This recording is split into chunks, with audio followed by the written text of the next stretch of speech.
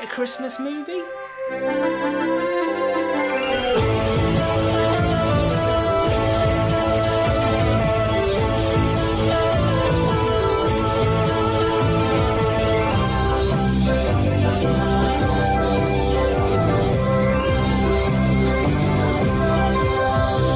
Mind if we hear some tunes?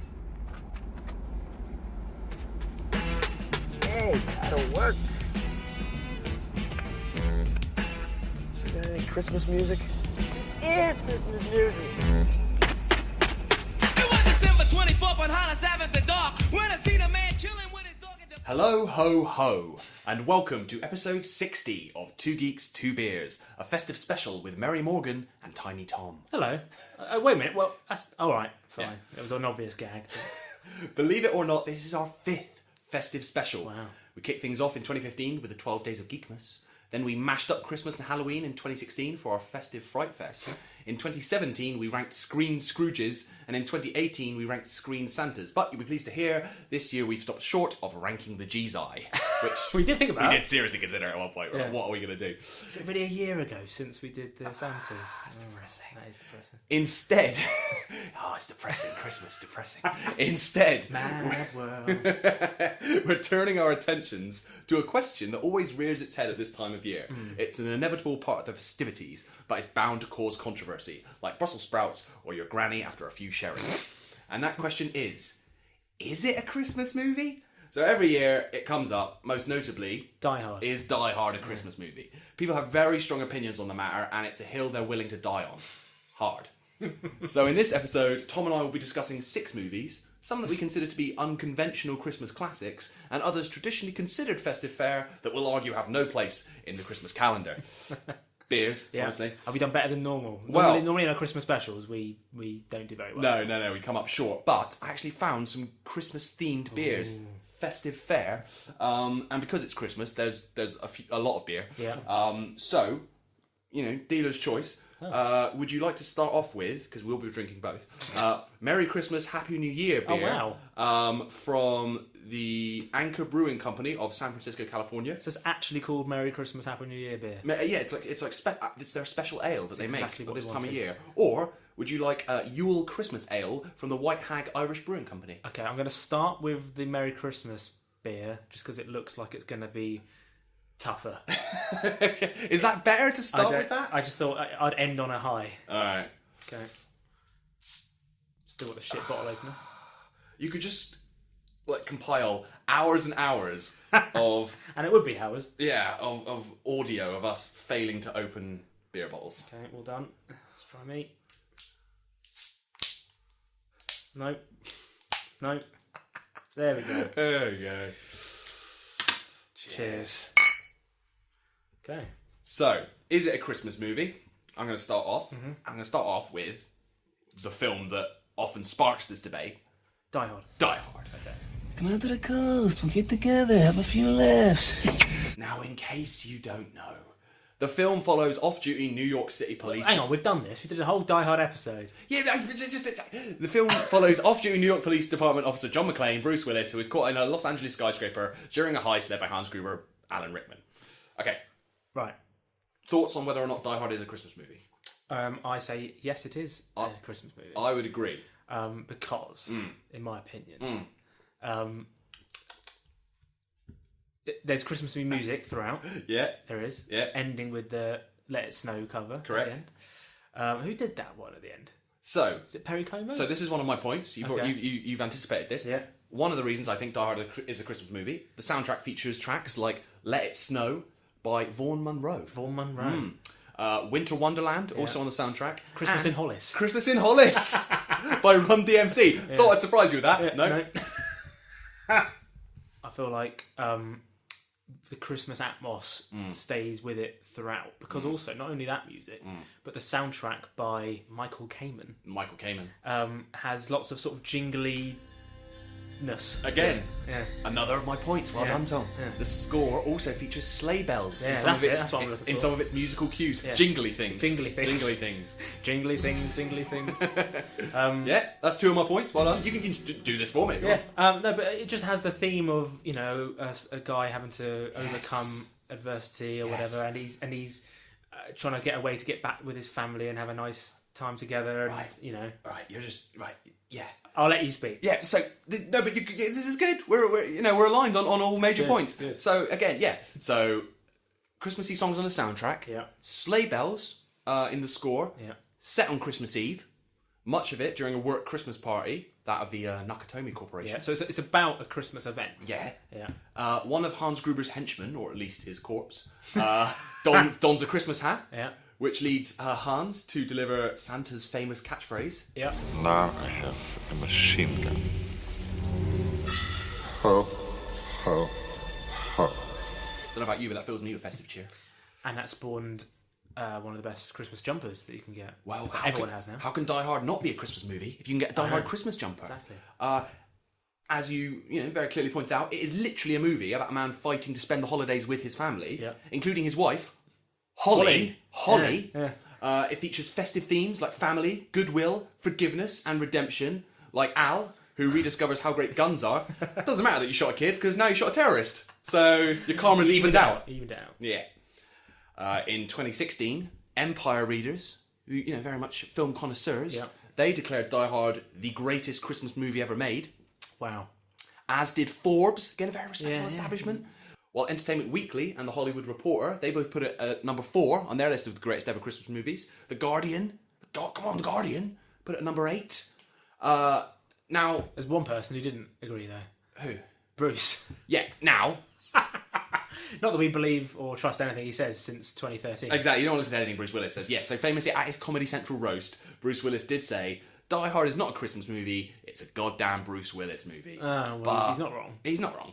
However, Bruce was, don't get me wrong, the lead, very much an integral part of Die Hard, but the man who, spawned Die Hard, screenwriter Steven D'Souza, on Christmas Eve, 2017, he stated on Twitter that Die Hard is in fact a Christmas film. There you go. That's the guy who made it. How dare you second guess his intentions? I think what it is that although I could watch Die Hard any time of the year, unlike other films on this list which we'll get onto, I only like watching it at Christmas, and that for me makes it a Christmas movie. Yeah. Well, but one of the main sticking points for people who say Die Hard is not a Christmas movie is that it was released. This is my negative point. In summer. What were they thinking? 1988. I know we probably talked about this in our Die Hard episode, but I still don't understand why they did that. Well, they probably didn't think of it as a Christmas movie. The distributors, what do they know? The man. But it wouldn't happen now, would it? If he made a film set at Christmas, he wouldn't release it in the height of summer. He just wouldn't do it. I think there's a few more examples actually as I go further down the list. Wow. So, you say Die Hard's not a Christmas movie because it was released in the summer? Yeah. By that rationale, none of the following are Christmas movies. Holiday Inn, the Bing Crosby film, which debuted the song White Christmas. Yeah. That was released in August 1942. Bizarre. Oh, that's not a Christmas movie. Although that film, again, if we were doing that film, I would say it wasn't a Christmas movie because the white Christmas. I know, movie, even though it has White Christmas in it. It's Holiday Inn, so it goes through different holidays of the year. What? Holiday Inn, say what? It's Holiday Inn, so it goes through the different holidays of the year. So it's not just Christmas. It has a whole segment about Easter and a whole segment. You know what I mean? It's just as much an Easter film as it is a... Fine. Christmas in Connecticut. That classic. August 1945. All right. Not a classic. Miracle on 34th Street, which we talked about in Ranking the Santas, actually. June 1947. What were they thinking? Yeah, okay, what were they thinking? Again, I'm sure we bitched about that last year, but still. I was drunk, I can't remember. And The Apartment, a classic feel-good Christmas movie with Jack Lemmon, great guy. June 1960. Strange. Oh, none of those are Christmas movies. Strange. And to top it all off, 20th Century Fox, alright, they may have released Die Hard in the summer initially, but they have since backtracked because they released a special Die Hard Christmas edition home media release in December 2018 for the film's 30th anniversary, featuring a very special recut trailer. Oh. This is John. Nice beer. He just wants to spend Christmas with the family. Is Daddy coming home with you? We'll see what Santa and Mommy can do. But when he gets stuck at the office party, Merry Christmas. it'll be a holiday Merry Christmas. he'll never forget. Ho, ho, ho. Welcome to the party, pal. This Christmas, It's a time of miracles, so be of good cheer. Only John can drive somebody that crazy. get ready to jingle some bells and deck the halls. with bows of Bruce Willis, Run to the coast, we get together, have a few laughs. Alan Rickman, Do you really think you have a chance against us, Mr. Cowboy? Yippee-ki-yay, mother... together in the greatest Christmas story ever told. I got some bad news for you, Dwayne. Hans, Bobby. Eat it, Harvey. Holy shit. I'm starting to get a bad feeling up here. Merry Christmas. Die Hard, This is their idea of Christmas. I gotta be there for New Year's. Come on. Yeah. It's a Christmas movie. It's the greatest Christmas movie ever made. I'll leave you with this. Is Die Hard a Christmas movie, yay or nay? I say yippee-ki-yay. Sorted. Resolved. Good. At last. All right, well, my turn. Should we stick on the same sort of theme? Yeah, why not? Lethal Weapon. Interesting. B is I'm supposed to tell you you're breaking in a new partner in on this. Partner again? Yeah, some cat he's on loan from dope. Real burnout, on the ragged edge. Oh, perfect. Gun!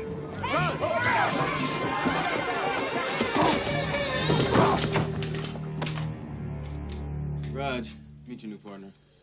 I'm too old for this shit. In case you haven't seen Lethal Weapon, where have you been? Why haven't you seen Lethal Weapon? Classic buddy cop film. Pair of mismatched LAPD detectives, Martin Riggs, Mel Gibson, a former Green Beret, apparently, didn't know that, who has become suicidal. It's quite dark at times. Nice and Christmassy. Following the death of his wife, and Roger Murtaugh, played by Danny Glover, a 50-year-old veteran of the force, they are forced to work together as partners, and japes occur. Is that what it says? No, I put that bit in. I enjoyed that. Also stars Gary Busey. It does. Yeah. I didn't realise that this actually came out before Die Hard. So I thought Die Hard came out first, set at Christmas, and then Lethal Weapon came out and copied it. No, other way around. Well, It came out the year before Die Hard. so how do you feel? Is Lethal Weapon a Christmas movie? It's often, there are often screenings of Lethal Weapon around Christmas, often shown on TV around Christmas. Yeah. I'd say no. Okay. Interesting. Before you launch into your argument, can I just give you a few points as to why I would argue it is, or at least it may be. I'm willing to be swayed. Okay. Again, like Die Hard, set at Christmas. Yeah. After visiting his wife's grave, Riggs, he spends Christmas with the Murtaughs, having become close friends with Murtaugh and bonding with the rest of the family. Again, themes of family, redemption, forgiveness, all very, very Christmassy. Goodwill to all men. It's written by Shane Black, who is famous for setting many of his films, Kiss Kiss Bang Bang, The Nice Guys, The Long Kiss Goodnight, around Christmas. He loves Christmas. He loves Christmas. Loves a bit of Christmas. Shane Black loves Christmas. Yeah. So the festive setting is not just incidental. Yeah. The Christmas song, Jingle Bell Rock, is played during the opening credits. Yeah. And Wikipedia also lists it under the categories of both American Christmas films and 1980s Christmas films. All right. So... well, Wikipedia says it. Wikipedia says it must be true. Well, I understand all that. Take that all on board. All the themes make sense and all that. But for me personally, Lethal Weapon is one of those films, even though I've seen it loads of times, each time I come back to it, completely forget it's set at Christmas. Yeah, right. Like Die Hard, that's true. You have in your brain it's Christmas. Yeah. For some reason with Lethal Weapon, it doesn't resonate. There's so much other stuff that happens that it could take place at any time of year. And plus, I think because it's set, is it in LA or something? It's so sunny, the backdrop and everything. It doesn't feel like it's Christmas. Apart from like the end bit when he goes back to the Murtaugh's house and all that kind of stuff. And obviously the music, as you mentioned. I feel like it doesn't feel... I feel like you could set it any time of year. But also, it does open with Jingle Bell Rock, but most of the music in Lethal Weapon is that sort of... Yeah. Jingle Bell Rock plays at the start as a woman snorts cocaine and leaps to her own death. Very festive. There is also Arbor Home for Christmas, Silent Night, Jingle Bells, First Noel. There is lots of Christmas music in it. But yeah, I don't feel like... I feel like you could set the entire film any time of year and it would still feel exactly the same. Sure, I take that point. I do take that point. Yeah. Christmas feels integral to Die Hard. Yeah. It feels incidental to Lethal Weapon. I feel like I'd say 75% or more of the film, you'd forget that it's set at Christmas. Yeah. Like, the Christmas tree scene's pretty cool. The bit where he's like got the gun and he's like trying to get Mel Gibson's like weaving throughout all the trees. That's pretty cool. But those could just be trees. But they could just be trees. Do they need to be Christmas trees? Yeah, that's good. You better fucking believe it. Thanks. Okay, so let's do it. How much? How much for how much? For all of it. You want it all? Yep. He wants it He all. wants it all. Beautiful. All right, congratulations. Maybe a nice 6-footer to put it under, huh? You want a tree? Yeah. I'll tell you what. I'll give you the best tree I got in a lot for nothing. Hey, thanks. But the shit's gonna cost you, 100. What, that much? Hey, you said you liked it? That's a fair price. Yeah. Yeah, hell, you only live once. Get this together here. 20, 40, 60, 70, 25. Hey, what the fuck? Hey, man. 85, 90. Hey. Come on, shut up, man. I'm losing count. 93, 94, 95, 96. Forget it, you dumb shit. 100,000. $100,000. Did you hear what he said? 100,000? I'm sorry, I can't afford that, not on my salary. But look, I'll tell you what, I got a better idea. Here, now, let me say I take the whole stash off your hands for free. And you assholes can go to jail. Hey, what do you say about that? When asked about the theory in 2017, Mel Gibson laughed at how big it was in the 80s to set films with a Christmas backdrop. Do you know when this film came out? What time of year? No. March. Spring. So not even summer. Like, it's closer to Christmas, technically. No, but you've just had Christmas. You've just had Christmas. Yeah, it's Christmas now. You don't want any more. He joked that all directors at the time would say, Saturday Christmas, lots of snow, funny little songs, music to kill by, you know? Music to kill by. Yeah. It's my Mel Gibson impression, apparently. But yeah, I say, while it has a nice Christmas at the end and is about, you know, the importance of friends and family and forgiveness, I definitely argue that it isn't a Christmas movie in the same way that Die Hard is. I think if you were going to take Christmas out of Die Hard, you have to rewrite it quite severely. Yeah, exactly. You could probably take Christmas out of Lethal Weapon. Yeah. You know, without too much. There's not any plot point that has to be at Christmas. Nothing hinges on Christmas.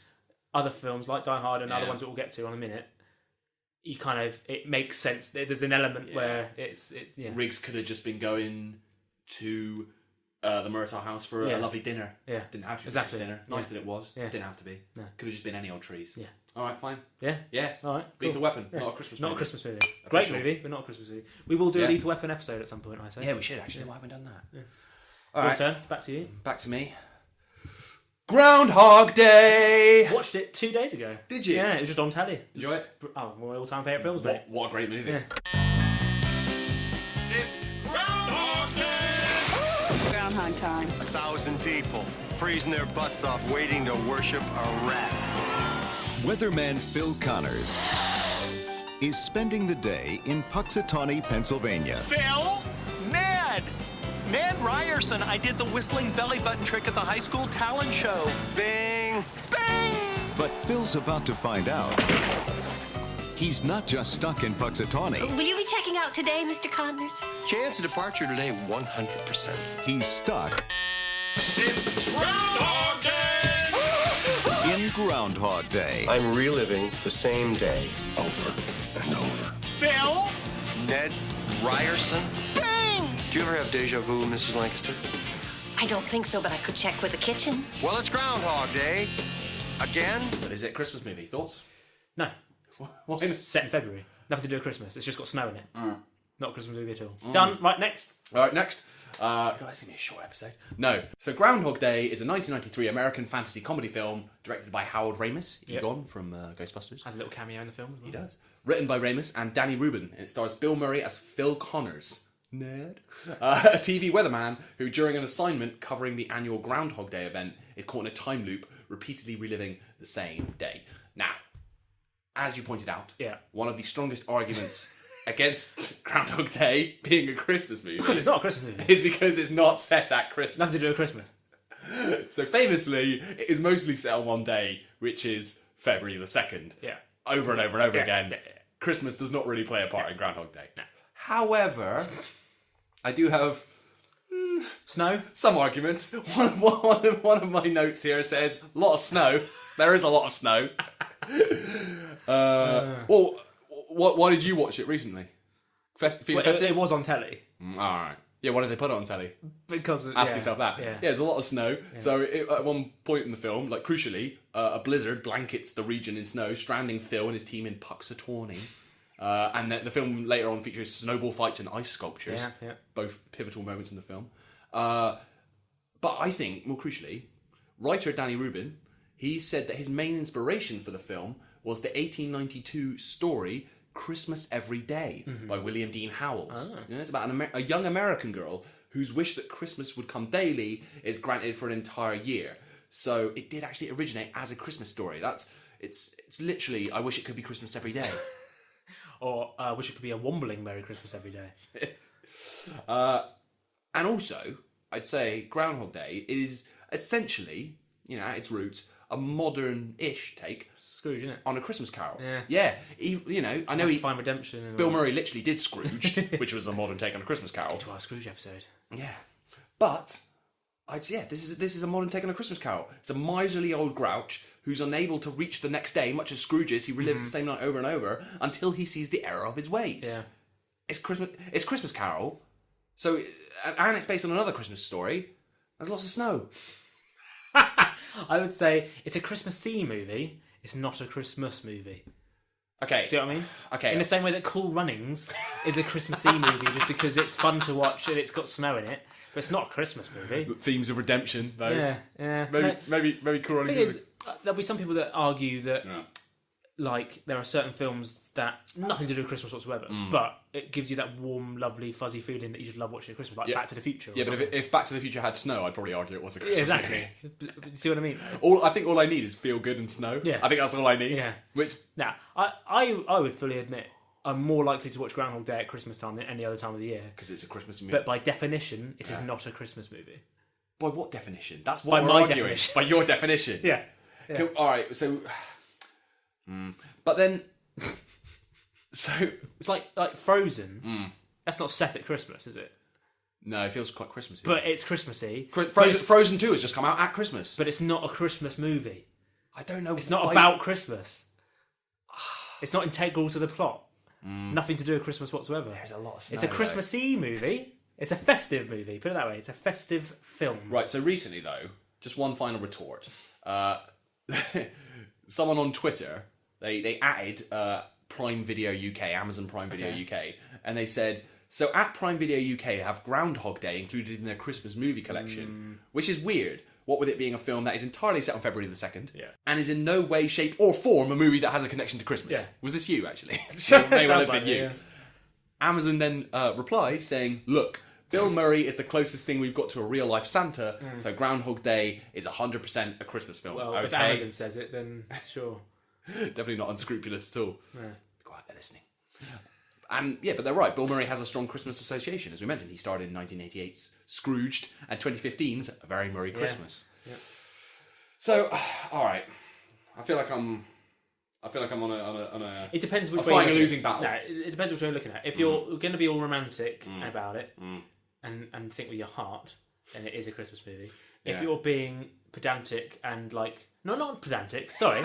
If you're being you did just say pedantic and point at yourself. If you're being literal and you're being a dick about it, serious, taking it seriously, taking this question. If you're taking this question seriously, it's not. It's not just fucking about. Look, I love it and I will watch it at Christmas, but it's you've already watched it at Christmas. You literally just did. But I would say it's not a Christmas movie. I wouldn't class it a Christmas movie. If I'm going to be ranking all my films and putting them in genres, I wouldn't put it as a Christmas movie. You are the sort of person who I would. Who would sort their DVDs by genre. No, I've got all my downloads of my favourite films, high def and all that, in a folder on my external hard drive, and it's all got little folders: romance, action, sci-fi. Christmas. Is Groundhog Day in there? No, it isn't. It's in rom-coms. Fine. So. So, don't know why that's so funny. I went full David Brent there. Yeah, you did. Yeah. That's what I was saying. Deadly serious. You went full Brent. Yeah. Never go full Brent. Oh, no, it isn't. It's in rom-coms. Right, fine. So I'm happy that, we can disagree if you want. No. I feel like we should, wherever possible, because I feel like we may fall out later once we've had a few more drinks. Yeah. We should, wherever possible, come to a consensus. And I will shake on Die Hard? How drunk am I? Groundhog Day, not being a Christmas movie, but being a wintry, festive movie that is best enjoyed at this time of year. So people are like, oh, it's like, oh, I don't know. Well, it's like when My Love for the Lake House. You could watch that any time of year, but I only ever watch it every year in autumn time. When do you watch Serendipity? I watched that the same night as Groundhog Day. It was on the same channel. It was like Sony Movies channel or something. The Tom Eames hour. And it was like, Groundhog Day finished. Like, coming up next, Serendipity. I was like, oh my god, yes, please. And that is a Christmas movie. It is actually set. Why is that a Christmas movie? It's set at Christmas. Serendipity. Look, it's shit, but amazing. Yeah, that's in no one's favourite Christmas movies list. All right, fine. Yeah, moving on. All right. Yeah, let's shake hands. All right. All right, fine. Yeah. All right, back to you. Okay. All right. Yeah, come on then. So next, getting aggressive now. Gremlins. Steven Spielberg presents Gremlins. Billy Pelser has a nice home. Billy, is that you? Yeah, Mom, it's me. A nice job. A nice girl. If you're not doing anything this Thursday night, maybe you'd like to go out on a date with me? I'd love to. And loving parents who are about to give him You're gonna like this. No, don't shake it. We're gonna have to open it now. It won't wait till Christmas. the most unusual gift he ever got. What is it? It's your new pet. Come on, Barney, be a good dog. My dad gave it to me. But there are a few things to keep in mind. If you expose it to the light, you may hurt it. If you get it wet, it will multiply. All that from water? They got wet? Yeah, plain water. And most important, no matter how much they beg, never let them eat after midnight. Because when they do, they change.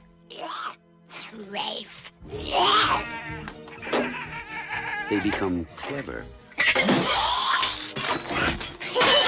mischievous. What's going on here? And dangerous. Gremlins, huh? Little monsters. Right. Hundreds of them. Well, I don't know, maybe thousands. They've been here too. Billy, what are these things? Where did they come from? Look, I know it sounds crazy, I know. But in a few hours, you're gonna have a major disaster on your hands.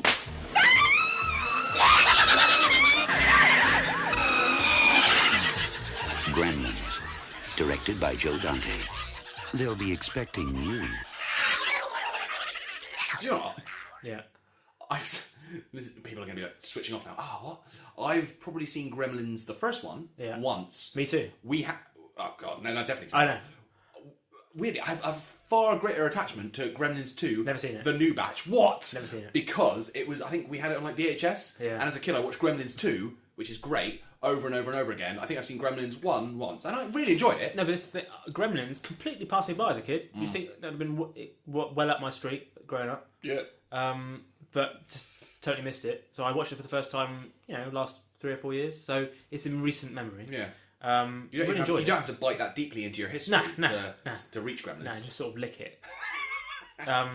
It was... So it's not that long ago.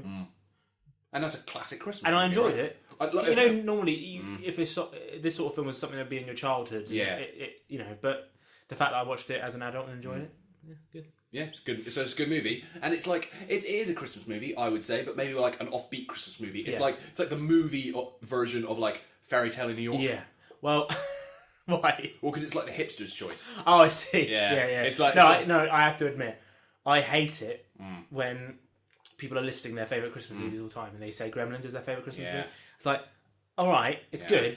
It's not the best Christmas movie of all time. Yeah, but like my favourite Christmas song of all time is "Stop the Cavalry," and everyone will be like, that is even more hipster than Fairy Tale of New York. Yeah, but saying that, I am arguing after much deliberating with myself that it is a Christmas movie.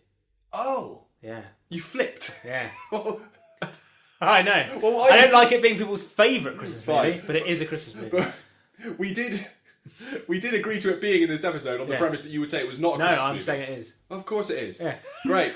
So you agree already? Well, that's going to be a great debate. Okay, well, look, the reasoning behind it. Well, can we at least discuss, because initially, when we had a discussion about this episode, you said you were going to say that Gremlins wasn't a Christmas movie. So can you explain why you thought it wasn't, and now why you've turned around? I forgot, right? That, because I forgot. I thought it was like Lethal Weapon in that Christmas was like a byproduct, which is sort of incidental. But, unlike Lethal Weapon, the whole plot of the film only exists because of Christmas. Right. Because Randall Peltzer heads to Chinatown to find a Christmas gift for his son Billy. The whole point of it is because it's Christmas. Yeah. He ends up with lovely Gizmo, the Mogwai.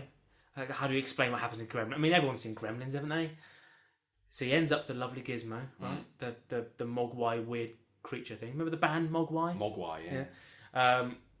So he Gizmo is kind of like the symbol of a pet is for life, not just for Christmas. Another reason. A classic Christmas message. Yeah.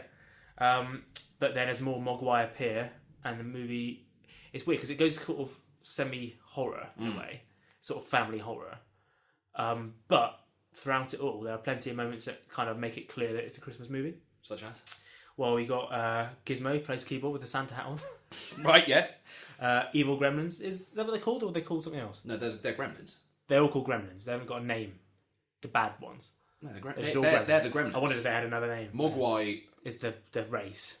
But they're like the furry race. They're the nice ones. They're nice ones. The Gremlins are the bad ones. Yeah. Oh. I think so, right? Yeah, it makes sense. Or is it like Xenomorph and that's not actually the name of the alien? Yeah. I don't know. We're losing nerd credit either way. But anyway, evil Gremlins, or just Gremlins, they sing Christmas carols in the film. Yeah. And they end up getting sloshed in the pub at one point. Which is very Christmas. Very festive. Yeah. Yeah. Christmas carolers. I hate Christmas carolers. Screeching voice, little blue sniffers. I warned you, Brad!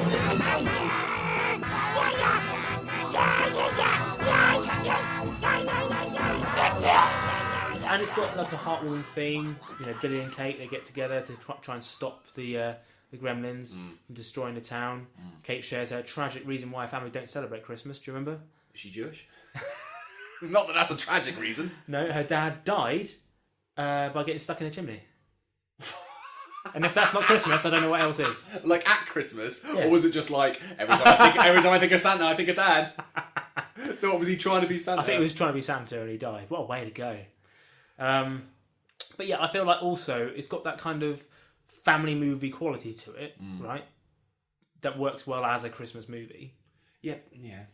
But with that, it has all the Christmassy backdrops. Fine, that's fine. And because you can't say to me that Groundhog Day isn't a Christmas movie despite being feel good and then say Gremlins so it's got all that Groundhog Day has plus actual Christmas. Do you know what I mean? Right. Now, I'd say it could have worked without any Christmas element at all. But again, you'd have to work bloody hard to extricate Christmas because you could have just made it a birthday present instead of Christmas. Yeah, exactly, right. But I feel like the additional Christmas theme elevates the movie. I don't know if people would have cared as much if it didn't have Christmas in it. Because I feel like that had another element to it, which meant that I reckon that's what kept it as like a thing that stood the test of time. Something that so the cult following is partly down to its Christmassy feel. Yes, it came out. Guess December the 8th. No, this is where it drops point. June the 8th. Why? Weird that I got the 8th, but 1984. So several years before Lethal Weapon and weird. Die Hard. But why June again? Yeah. Why? Well, the two times that films come out is summer and Christmas. But do you know what? I think what it is that back in the day, in the 80s, the biggest time of year for films was summer. Well, whereas now, summer's pretty big, but Christmas is like the big time now. Yeah. Somehow. Yeah. I wouldn't ever go to the cinema around Christmas. But Well, apparently actually, sidebar, it actually annoys me that Star Wars comes out at Christmas. I know. I used to like when I was a kid and Lord of the Rings came out at Christmas because I'd go with my family and we watched Lord of the Rings. It was exciting. Every Christmas, a Lord of the Rings movie. Now, Lord of the Rings, not a Christmas movie. But we're too busy. I haven't got time. I'm busy around Christmas. I'm literally like, when am I going to go see Star Wars? I'm going to get spoiled on Rise of Skywalker. Yeah, because it comes out like mid-December. Yeah, it literally comes out even early December. It comes out like on the 18th. It's like, I ain't got time, and I'm gonna get spoiled.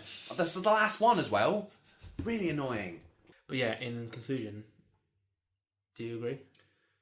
Yeah, I always agreed. It was you that was meant to convince me that it wasn't a Christmas movie, and then you just turned around and went, "Do you know what? I've actually looked into it, and I was totally wrong." I'm willing to admit my mistakes. Yeah, which is very Christmas theme. Yeah, you're like the Scrooge of Two Geeks. Yeah. All right, cheers. Let's have the other beer. Go on. Oh, this is strong. Yeah. 6.9% this one. Yeah, the second one's 7%. Oh, come on. All right. Yeah. Been a while since we've done this. Cheers. Oh, that's a strange colour. That's a very odd colour. That is orange. What does that taste of? 7.2%, not even 7%. All right. Right, back to you. So far, what have we got? So Die Hard is a Christmas movie. Yeah. To recap, Die Hard is a Christmas movie. Yeah. Lethal Weapon is not a Christmas movie. Christmas is incidental at best. Groundhog Day is a wintry, lovely, festive movie. Festive fest. Best enjoyed at Christmas time, but not a Christmas movie. By definition. Gremlins is a Christmas movie. Okay. That was quite a quick debate. And your next one? All right, this I feel is my... Oh, maybe not actually. Maybe Groundhog Day was more of a stretch. But I think when you hear this, you'll think, how is that in any way a Christmas movie? But I think it's actually got a pretty good shout. All right. So, my final entry in this episode, is it a Christmas movie? On Her Majesty's Secret Service. You're full of surprises, Contessa. So are you, Mr. Bond. Do you always arm yourself for a rendezvous? Occasionally, I seem to be excellent, Prawn. Gate crusher. Mark-Ange Draco, head of the Union Courts. I will to Therese's father. Tracy. She needs help. Your help. Where is Ernst Stavro Blofeld? Blofeld? I wouldn't tell Her Majesty's Secret Service, but I might tell my future son-in-law.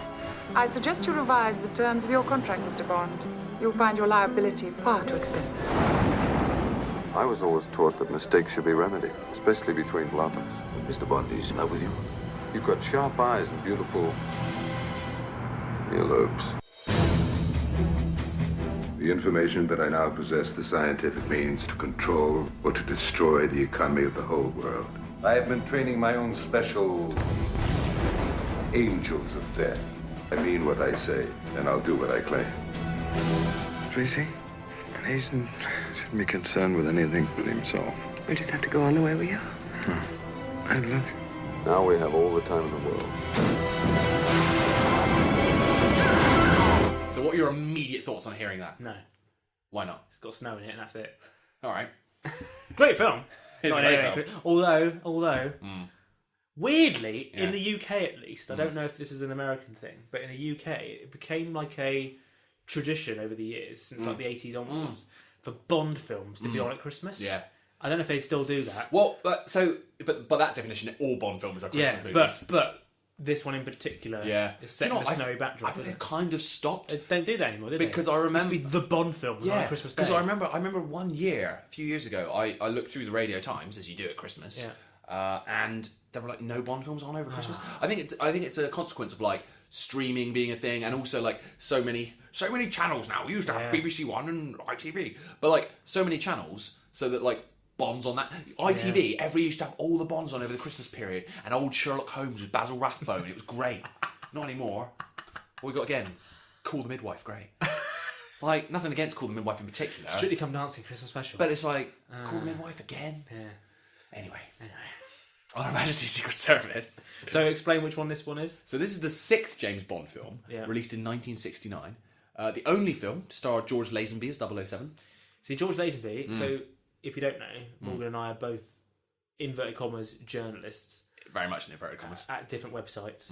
And we were told that George Lazenby was available for interview. He was in town. Promoting some audio drama that he was doing. Correct. And it was like, oh my God, finally. Well, no, first of all... Oh, yeah. First of all, I'd heard Lazenby was in town. So I heard a rumour. Yeah. Lazenby's in town. Yeah. So I got in touch with his people. Yeah. Lazenby's people. Which sounds like some like 80s series, Lazenby's people. And was like, any chance of an interview with George? Yeah. Did not hear back. Yeah. Because I was like, who's going to want to talk to George Lazenby? Yeah. And then you emailed, or I think you messaged me. You messaged me being like, yeah, I've got Lazenby.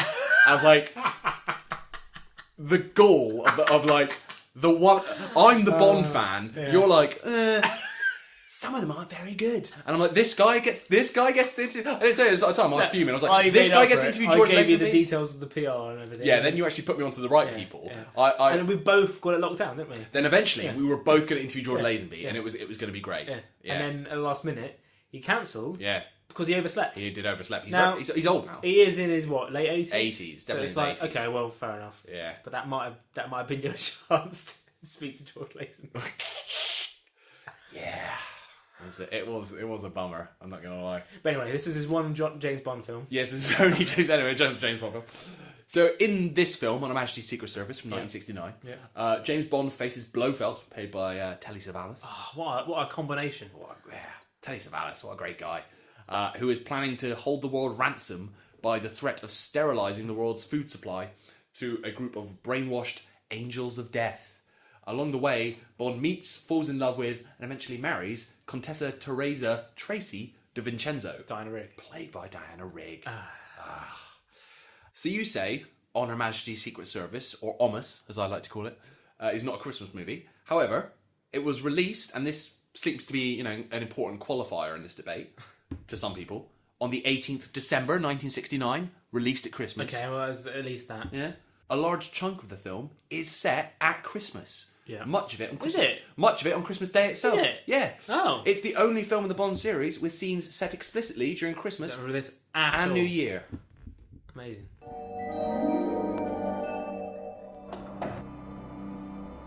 Merry Christmas, 007. I mean, is that it? Merry Christmas, 007. I mean, there's no other film that has James Bond film that has Merry Christmas 007 in it. No, although The World Is Not Enough does have I thought Christmas only came once a year. Disgusting. There are also festive celebrations in the film at Piz Gloria with tinsel, Christmas trees, and Blofeld's Angels of Death receiving gifts. And during Bond's escape from the base, he's caught up in Christmas celebrations. He's chased through a festive market, filmed in Grindelwald, Switzerland. You might say that the crimes being perpetrated by Blofeld and his men were crimes of Grindelwald. Very good. Congratulating myself. About yourself. There is also... Do you know what else there is in Her Majesty's Secret Service? Joanna Lumley? Yes, Joanna Lumley. But do you know what else? What? A lot of snow. Yeah. There is a lot of snow. Yeah. With Blofeld's base being set in the Swiss Alps. This is the one with Louis Armstrong, isn't it? Yes. Because this is for me. This point that I'm making now, bigging up that it is a Christmas movie, is for me alone and no one else in the whole history of the world. Okay. So in 1994, We Have All the Time in the World was used in a Guinness advert. Correct. And was re-released as a single. Now, the first time I was aware of the charts was the Christmas chart of 1994, and I recorded it. And for some reason, for years and years, I just kept listening to it back. So I remember vividly the Christmas chart of 1994. We Have All the Time in the World was top 10 that week.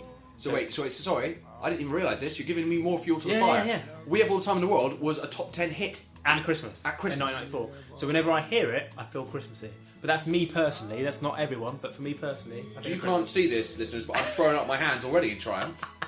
You've just given me you've scored an own goal. No, I went no. Look, as soon as you brought up the Christmas, I was like, oh, it's a Christmas film. Yeah. I'm on your side. Yeah. Totally well, again, go back. So I'll get on to Louis Armstrong, but there is a lot of snow. So in one sequence of the film, a blizzard forces Bond and Tracy to a remote barn where Bond professes his love and proposes marriage, which she accepts. Very Christmassy. She does die later in the film, but you don't know that. Louis Armstrong's famous love song, We Have All the Time in the World, the most famous song to come out of the film, which is now apparently a Christmas song, I've just found out. Yeah. But On Her Majesty's Secret Service also has its own original Christmas song. Does it? Entitled Do You Know How Christmas Trees Are Grown? What? Performed by the Danish singer Nina. It features in the film in several scenes. Alright. Not 99 Red Balloons, Nina.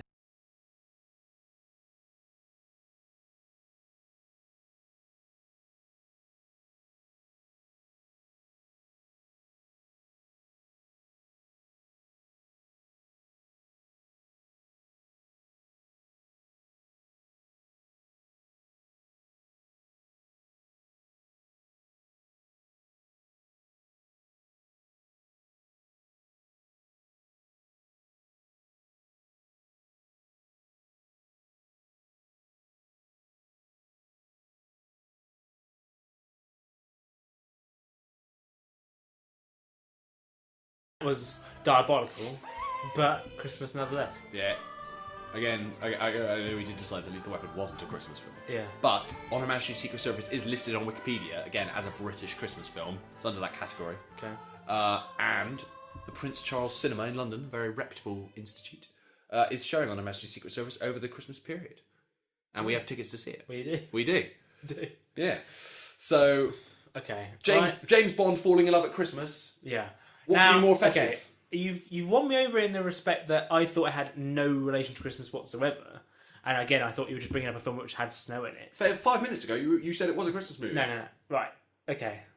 What? You gone back? I'm going back on my reasonings. What's the word? I've got to have some continuity here. I've got to be fair. I'd say far more of a Christmas movie than I thought it was. Yeah. The only Christmas Bond movie. Correct. Absolutely. Yeah. In terms of whether it's a Christmas film. Yeah. The plot has nothing to do with the Christmas element, has it? But they're literally like there's scenes where like the angels of death are getting like presents, like it's Christmas, it's great, this is great. He's like, it's Christmas, Blofeld. So I made that up. But... So with Lethal Weapon, it had nothing really to do with the Christmas aspect. No. Whereas there are bits of this film which you kind of needed it to be at Christmas. So something that I think is the reason that he's there because of Christmas. No, so. Oh. I think that is something we've the crux of this argument is, do things happen in this film specifically because it's Christmas? And even though you could make them happen for another reason, Christmas spurs the plot. It does, which it does in Die Hard and it does in Gremlins, right? Yeah, that's the argument. But it doesn't in this film. It doesn't. See, but it would be such a pain in the arse to take Christmas out of On Her Majesty's Secret Service. There's so much Christmas in it. Like, admittedly, that's the same argument for which we said Lethal Weapon was not a Christmas movie. Yeah. But there's only like a couple of Christmas scenes in Lethal Weapon. Yeah. Christmas runs throughout. It's like a vein that runs throughout On Her Majesty's Secret Service. It's not like Service. it's set at Christmas at the beginning and then it isn't set at Christmas the rest of it. Most of the film is set at Christmas. Okay. In fact, like literally, like a big chunk of it is set on Christmas Day and Boxing Day. Bond literally proposes. I think he proposes on Christmas Day, and then he gets buried in an avalanche on Boxing Day. It's not. I mean, Boxing Day is always shit, isn't it? It's always a come down. It's always depressing. Yeah, you might as well lose your lover at the same time. Do you know what? I don't know if it's just Christmas and being festive. Yeah, I'm gonna allow it. Yes. Yeah. On Her Majesty's Secret Service, officially a Christmas film. Cheers. Nice noise. All right. Well, my last one is a controversial opinion. So you've stuck with this one? I've stuck with it. Okay. Yeah. Right. It's a Wonderful Life. Yeah. Oh, this is going to be fun because I get to do my James Stewart, which I know everyone loves. Yeah. Not a Christmas movie. Now that is an outrageous opinion. Yeah. It's a Wonderful... Go on. Do you know what? I'm going to save it. I'm going to save it. When I least expect it? Yeah. Okay. So, look, it's often called the best Christmas movie of all time. Yeah, famously. Now, I would say yes. Fantastic movie. Well, I would even dispute that. Whoa. I just don't like It's a Wonderful Life. What are you talking about? Right. I remember it because I remember everyone was talking about It's a Wonderful Life being the best Christmas movie of all time. And so it was on telly one year. And I was like, right, can sit down, watch It's a Wonderful Life. Came on. The first scene is like the moon. Okay, the moon is a bit of an odd bit. Talking to the Earth or something. And it's like, hey, moon, how you doing? Okay. And it's like, yeah, Earth, it's a Wonderful Life. I was like, what is this? It's admittedly that bit's a bit odd. Dreadful. But, you know. Hello, Joseph. Trouble? Looks like we'll have to send someone down. A lot of people asking for help for a man named George Bailey. George Bailey? Yes, tonight's his crucial night, you're right. We'll have to send someone down immediately. Whose turn is it? That's why I came to see you, sir. It's that clockmaker's turn again. Oh, Clarence hasn't got his wings yet, has he? We've passed him up right along. Because, you know, sir, he's got the IQ of a rabbit. Yes, but he's got the faith of a child. Simple. So if you don't know, It's a Wonderful Life. I mean, if I'm giving spoilers away for a film that came out in the 40s, then, you know. James Stewart playing George Bailey. Great guy, lovely guy, everyone loves him, but he's going through some financial hardships. Just one thing after another, just gets on his tits, and he's just like, do you know what? Fuck it. I'm going to kill myself. Actually going to kill himself. And then this angel comes down from heaven and is like, no, George, you got to see what life was like without you. But first he goes through like his history of his life. Yeah.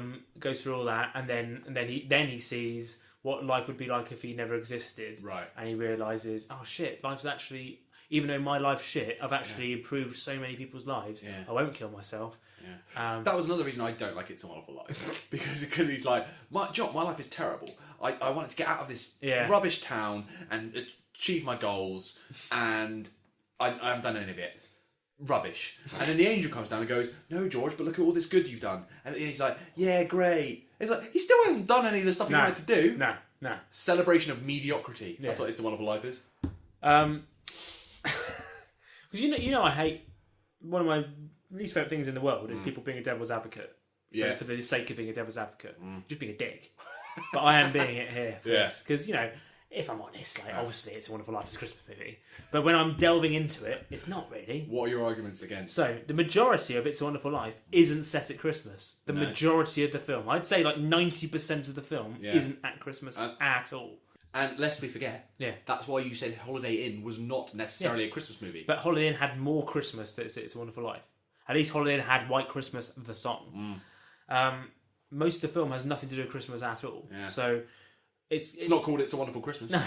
Well, the film is more kind of like a biography of George. It's like looking through his life. So it goes through... It's not like it goes through Christmas by Christmas by Christmas. Yeah. It just goes through his life, regardless of Christmas. And it focuses on his like financial problems and all that kind of stuff. Thinking about it, what does it actually have to do with Christmas? So, I mean, it starts at Christmas. Right. Ends at Christmas. Well, yeah, is that the same Christmas? It's the same Christmas. Right. Because it's Christmas, he's like, oh shit, this is all crap, fuck it. And then this is a brilliant... oh shit, oh crap, oh fuck it. Everything's getting on my tits, and I'm gonna top myself. I'm gonna kill myself, because it's really getting on my tits. Is that what he says? Word for word, verbatim. And then and then it comes back to the end when he's seen everything that he needs to see. A bit like Scrooge, I guess. Yeah, very and then then it goes back to the same Christmas, and that's when the town folk band together and that annoys you as well, because the whole, isn't it like he's going through financial hardships and Mr. Potter like steals the money from him, and at the end all the townsfolk very kindly are like, well, we all like, because George, we actually love you, you're such a great guy, we all like rallied round and got money, and here's the money, and he's like, everyone's great, but Potter gets away with the money. Oh yeah, he totally gets away with it. That's one of my points, actually. Does it have like a Christmassy message at all? Not really. Well, sort of. It's like goodwill to all men. I was thinking perhaps... Except Mr. Potter, who's a dick. Well, the message of the film, maybe it's all about, making you feel warm and Christmassy. Yeah. George given a tough time by this cruel banker, played by, like, Drew Barrymore's, like, great-granddad or something. It's Lionel Barrymore. Who is he to Drew... He's someone to Drew Barrymore. Who's John Barrymore? John Barrymore? John Barrymore. Who's John Barrymore? So Drew Barrymore is the grand niece of Lionel Barrymore, who's the baddie in It's a Wonderful Life. John Barrymore was an American actor of stage and screen. His son was John Drew Barrymore, who is the father of Drew Barrymore. Oh. So, God, if you go on Wikipedia, the Barrymore family. The Barrymore dynasty. Wow. They were also the inspiration of the West End play called The Royal Family. Wow, there you go. Anyway, so... Who knew we'd end up here? But the whole point is, so George, given a horrible time by Lionel Barrymore, faces financial ruin, maybe even a prison sentence. He thinks about suicide, finds out that everyone would have a shit time if he wasn't there. He accepts the prison sentence, but then the town gathers to get a collection for they're all poor themselves, give them the money, but the banker still gets to take home $8,000 in essentially stolen funds. Yeah. So the bankers win. Great. Jumper and Friends with Phoebe. It's a sucky life, and it's a... What was it she says? It just kept getting worse and worse. It should have been called It's a Sucky Life, and just when you think it can't suck anymore, it does. So it doesn't... I know it gives the message of, your neighbour, and be nice to each other, and forgiveness, and whatever. Yeah, but it's like... If somebody still gets away with it. If some dick rips you off, everyone else has to make up for it. That's not very Christmassy. But look, I'd say that in this film, Christmas is more of a kind of a framing device, starting with a brief 4-minute opening and intro on Christmas Eve with the moon and all that. After that, the film goes on for 1 hour and 12 minutes without any Christmas at all. Right, and the thing we've decided is the crux of Is It a Christmas Movie is, does Christmas spur the plot along? And I would argue It's a Wonderful Life could exist without Christmas. But then it does it though, because the whole point of it is, I'm sort of backjacking on myself now, because the reason they're all getting together and helping him, give him the money and stuff, and the reason he's having such a horrible time is because it's Christmas. Do you know what I mean? Because if it was like August the 9th, he'd be like, this is shit, but it's alright, I'll get through it. Because it's Christmas. This is terrible, but at least it's not Christmas. And at the end, the tree's up, and he's like, every time a bell rings, and an angel gets its wings. Shit. I'm sort of disagreeing with myself now. I know. The last 58 minutes are set on Christmas Eve. But 58 minutes? Yeah. How long is this film? It is quite long. But it doesn't have necessarily any sort of Christmassy images. It still sort of just focuses on George and how everything's shit. It's only I think everyone is blinded by the final scene where the trees up in the background, everyone's singing Auld Lang Syne, everyone's having a great time. Which is a New Year's song. Yeah. Maybe it's a New Year's movie. Yeah. Look, Daddy, teacher says every time a bell rings, an angel gets his wings. That's right. That's right. Attaboy, Clarence.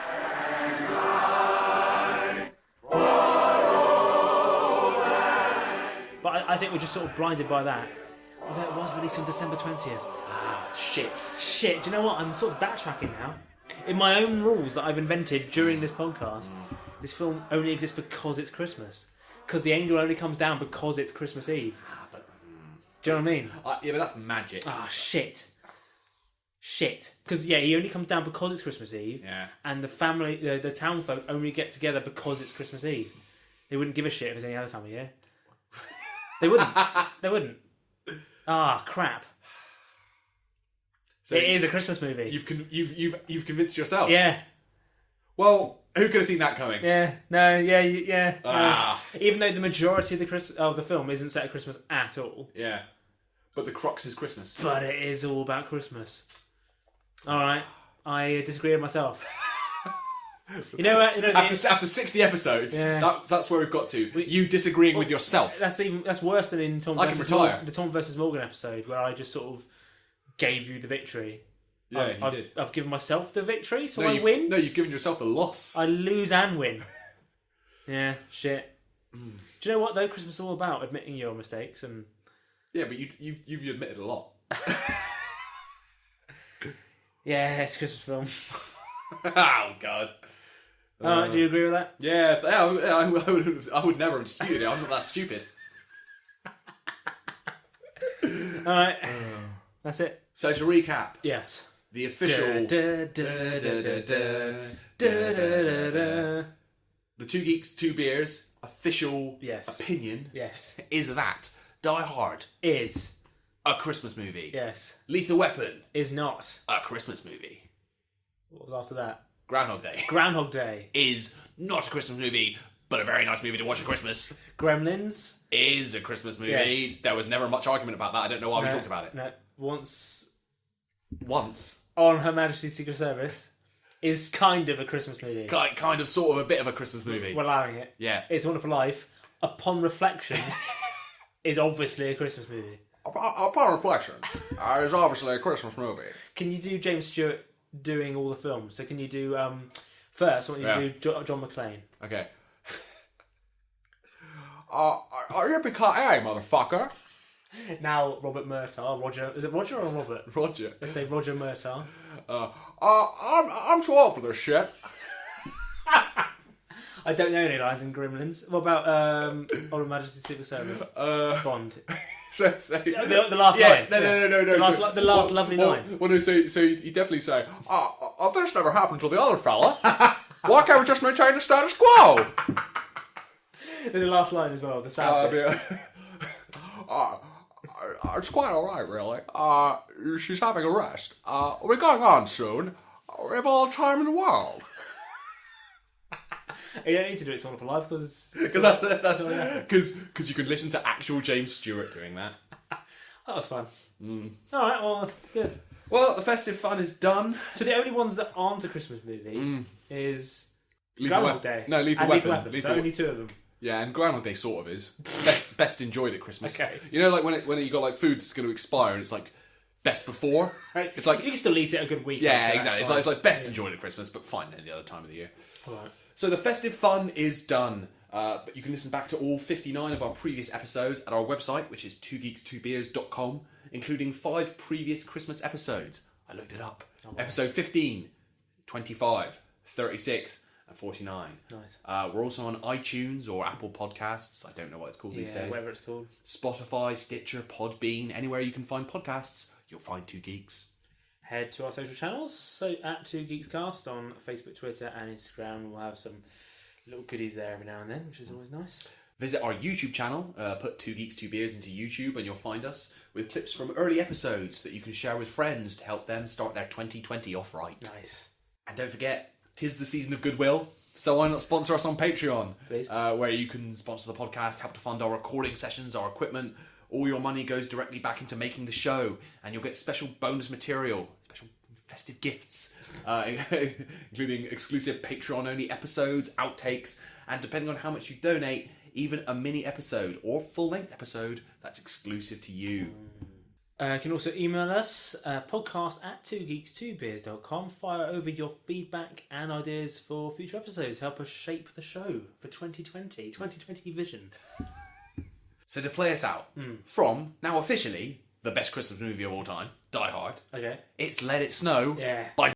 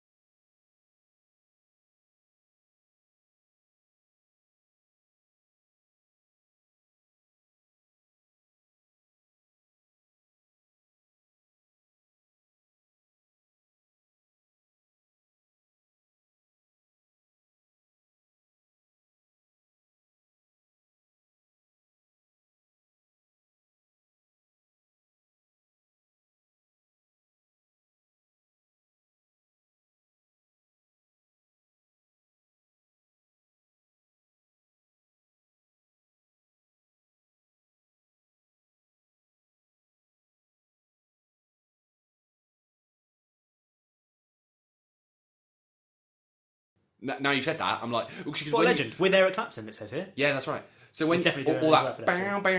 Because, just can go at the end. When you said Michael Kamen, I immediately thought, the guy who did Lethal Weapon. And what else did he do? Die Hard. Yeah. Die Hard and Lethal Weapon. 2 in a row. Kamen, what a legend. Kamen. Oh, he died in 2003. He came and he saw he conquered us. What else did he do? He did Highlander. What? He did Highlander. Did he do Batman? No, that's Danny Elfman. He did... So, in a row, he did... Well, he did Brazil as well. Brazil. He did Highlander. So, 86 Highlander, 87 Lethal Weapon, 88 Die Hard, 89 License to Kill, yeah, he did and do that. Roadhouse.